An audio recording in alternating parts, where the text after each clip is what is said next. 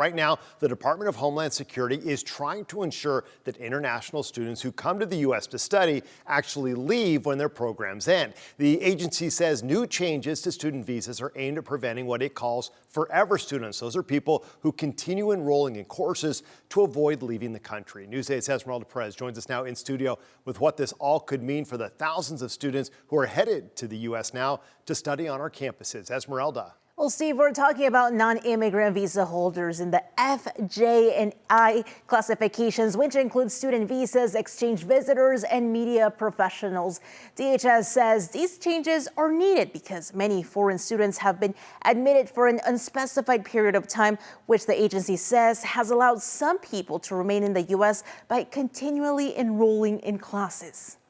The Department of Homeland Security is moving to implement tighter rules on how long people with certain visas can stay in the country, including some student visas. The biggest change is being a fixed period of admission.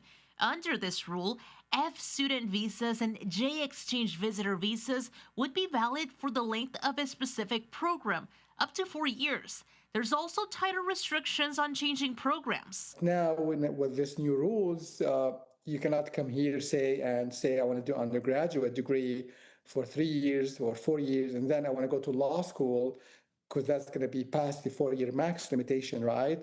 Immigration attorney Habib Hasbini also says the grace period for F1 students after graduation will be shorter, reducing the time to prepare to leave the country, transfer schools, or change immigration status from 60 days down to 30 days. 30 days is too short of a time to find the right attorney, to have the right plan, to find the paperwork on time, or decide if they want to go back. Even if they want to pack, you need maybe more time to work out your personal arrangements with the landlord, with your co-tenants, with your employer. It's a very short time, so you really need to plan everything ahead of time. Visa holders who may need more time to finish their program do have the opportunity to apply for a federal extension through U.S. Citizenship and Immigration Services. DHS says that would shift oversight from schools to the federal government. The agency says applicants could also be subject to biometric screening, background checks, and fraud reviews. Did this have an impact in our local colleges and universities here in San Diego?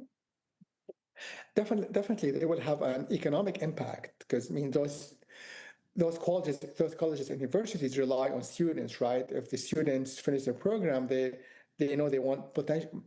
More than likely, they're not going to come back. They will go back to their country or overstay.